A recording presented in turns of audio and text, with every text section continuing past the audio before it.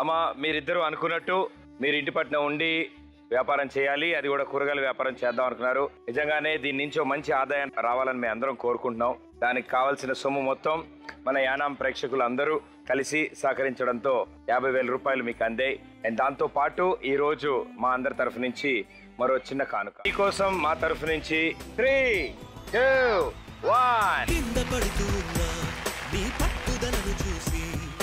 ఒంటరై వడకాలిరా ఆ ఓటమైన హడలి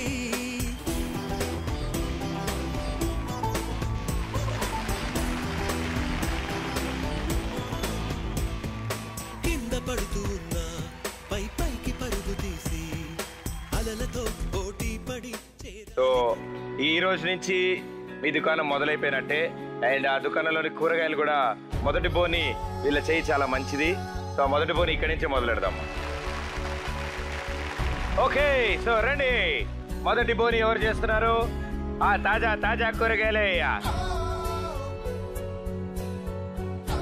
నమస్తే సార్, మీ పేరు? రాంబాబు అండి. రాంబాబు గారు, ఎంత పెట్టుకుంటున్నారు కూరగాయలు? 1000 రూపీస్.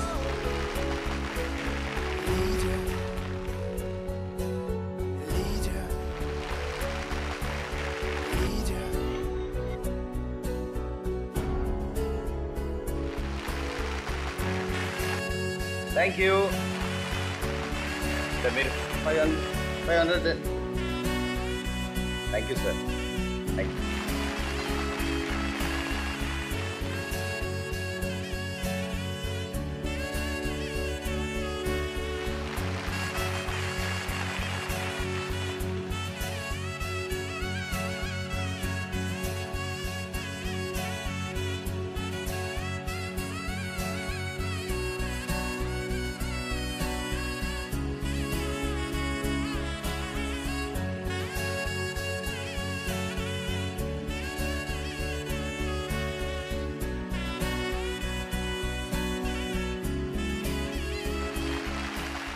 ఈ రోజు మా యానం ప్రేక్షకులందరూ ముందుకొచ్చి ఈ పూర్ణ కూరగాయల దుకాణంలో మొదటి బోని చేశారు. మీరు అందరూ ఇక్కడ కొన్న ప్రతి కూరగాయల ప్యాకెట్ కి మీరు ఇచ్చిన డబ్బులన్నీ కౌంట్ చేయగా 8,000 రూపాయలు మీరు అందించారు.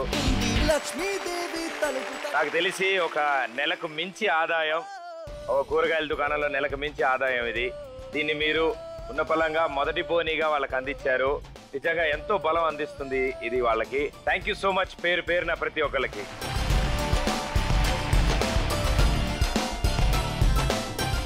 యానం ప్రజల అందరికీ నా పేరు పేరున వందనాలండి. అలాగే నాకు ఈ అవకాశం ఇచ్చిన జీతేలికి కూడా నాకు మనస్ఫూర్తిగా వందనాలు చెప్తున్నా. అలాగే ప్రతి పండుగకి కూడా చాలా మేలుంటానండి. మరో కుటుంబంలో చిన్న చిరునవ్వు తీసుకురావడానికి మనందరం కలిసి మరో ప్రయత్నం చేద్దాం. మళ్ళీ 3, 2, 1 గో.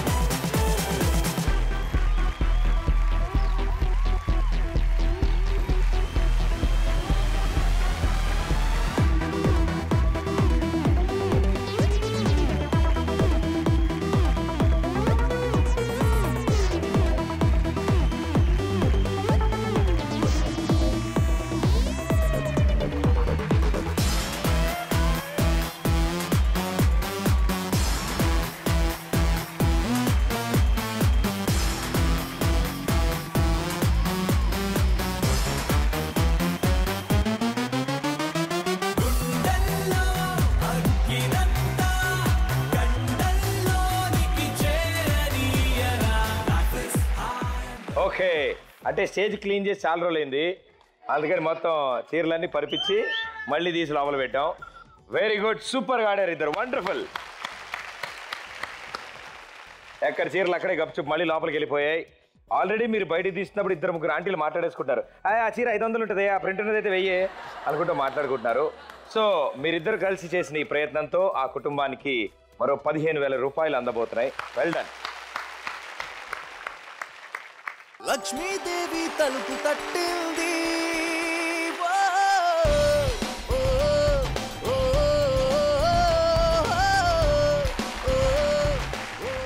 సో ఇద్దరు ఇంటర్ ఫస్ట్ ఇయర్ చదువుతున్నారు అండ్ ఇంత చిన్న వయసులో ముందుకు వచ్చారు వాళ్ళకి హెల్ప్ చేయడానికి. Well done, good job. 2 ప్రయత్నాలు పూర్తయ్యాయి. 30,000 రూపాయల దాకా ఆ కుటుంబానికి అందాయి. ఏదైతే ఆ టైలరింగ్ వ్యాపారం పెట్టుకుందాం అనుకుంటున్నారో దానికి ఇంకొంచెం సొమ్ము కావాలి. అండ్ అలాగే టీవీ స్క్రీన్స్ మీద హెల్ప్ లైన్ నెంబర్స్ ఉన్నాయి. ఆ హెల్ప్ లైన్ నెంబర్స్ కూడా మీరు కాల్ చేయొచ్చు.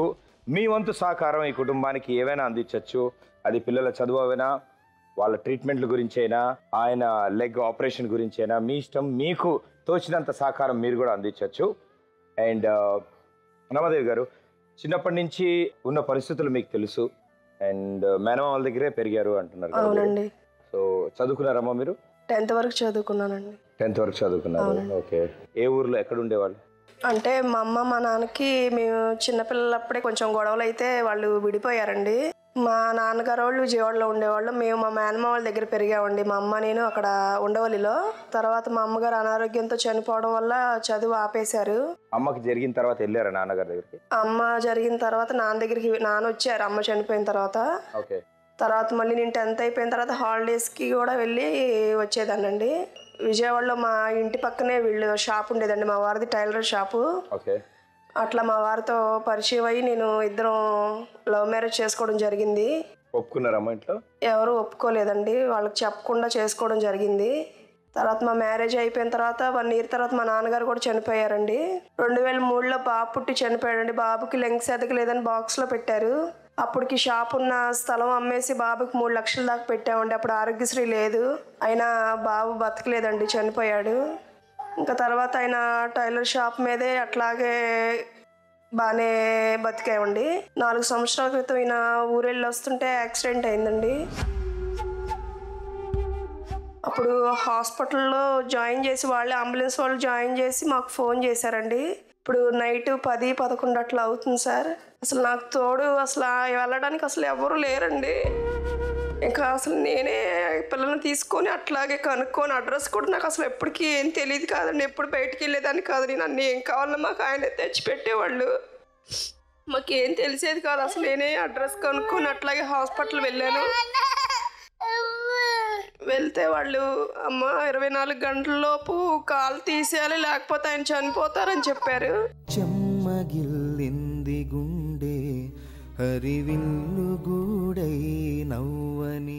అలా కాదు సార్, మాకు ఎవరు లేరు. 3 ఆడపిల్లలు, చూసేవాళ్ళు లేరు. 2కి పేరెంట్స్ లేరు, చూసేవాళ్ళు లేరు. మీరు ఏదో ఒకటి చేయండి అని సార్ బతిలాడితే, సరే మా ఆపరేషన్ చేస్తాం మేమైతే, కానీ ఒక 6 నెలలు సంవత్సరం మంచంలోనే ఉండాలి అన్నారు. సరే సరే అలానే నేను ఆయన చూసుకుంటాను, నేను బతికించుకుంటాను, ఆపరేషన్ చేయండి అని చెప్పడం జరిగిందండి.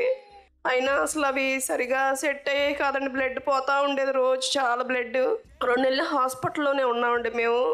అసలు ఆయన తినటానికి కూడా ఉండేది కాదండి. హాస్పిటల్లో చాలా ఇబ్బంది పడ్డాము మేము.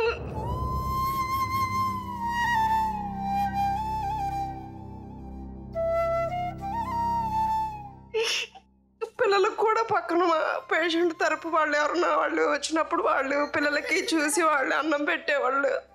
అట్లాగే మాతో పాటే 2 నెలలు హాస్పిటల్లో ఉన్నారండి పిల్లలు. ఇంటికి వచ్చిన తర్వాత కూడా ఆయన సంవత్సరంన్నర పూర్తిగా మంచంలోనే ఉండండి. అన్ని మంచంలోనే. పిల్లలు స్కూల్ మానిపించేసామండి ఫీజు కట్టలేక. నేను ఎక్కడికన్నా బయటకు ఎవరైనా సహాయం అవడానికి డబ్బుల కోసం బయటకు వెళ్ళినప్పుడు పిల్లలు వాళ్ళ నాన్న చూసుకునేవాళ్ళండి. బాత్రూమ్ కానీ ఏదైనా అన్ని మంచంలోనేనండి. పిల్లలంతా చిన్న పిల్లలైనా కూడా అన్ని చేశారండి వాళ్ళ నాన్నకి.